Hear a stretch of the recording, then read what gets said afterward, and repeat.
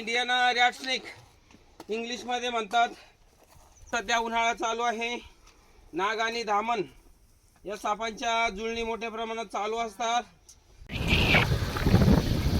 तर बघू आपण जुळणीचे साप रेस्क्यूसाठी आलेलो आहे।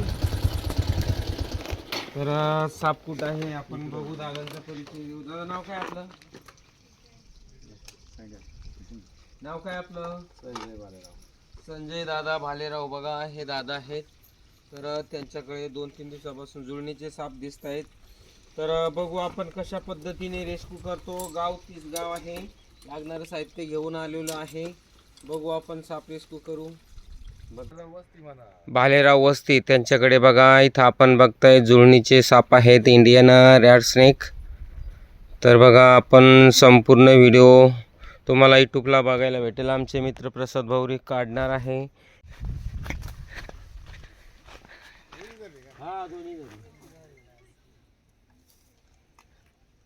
तर बघा आपण दोन्हीच्या दोन्ही रेस्क्यू केलेले आहे। स्टॉप करा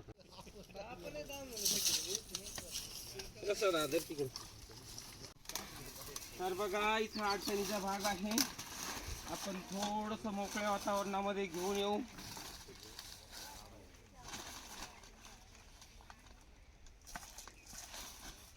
ओ माय गॉड,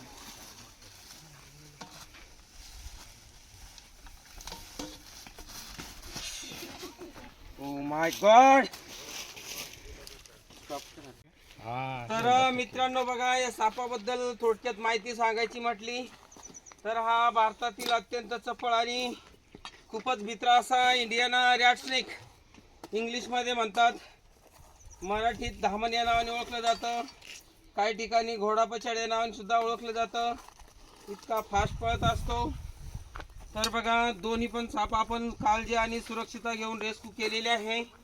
तर सध्या उन्हाळा चालू आहे। नाग आणि धामण या सापांच्या जुळणी मोठ्या प्रमाणात चालू असतात। उन्हाळ्यामध्येच मीटिंग पिरियड चालू असतं। तर एका सापाच्या आकर्षणामुळे 4-4, 5-5 साप सुद्धा असू शकतात। अशा वेळी खूप अग्रेसिव्ह असतात। आपण बिना माहिती जवळ जाण्याचा प्रयत्न करू नका, अन्यथा धोका निश्चित असतो।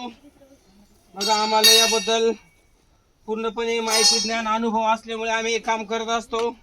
आमचं बघून कोणी साप पकडण्याचा प्रयत्न करू नका, कारण बघा बिनविषारी जरी साप असला तरी पण आपण काही जण साप चावला दाखानेच निम्मा खचून जात असतो। तर बघा खूप दमलेला आहे, अप्रतिम असं क्षण आहे, खूप जड आहेत। तर या सापाची लांबी जवळजवळ 11 फुटापर्यंत सुद्धा वाढू शकते आणि उंदरा बेडकाच्या शोधात आपल्या घराच्या आसपास येऊ शकतात।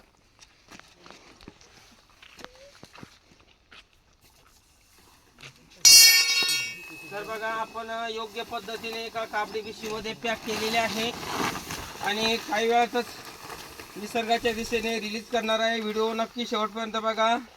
वेळ भेटल्यास माझ्या चॅनलला एकदा लाईक, मित्रांसोबत शेअर आणि सबस्क्राईब करायला विसरू नका। आणि व्हिडिओ कशी वाटली मला कमेंट करून नक्की सांगा।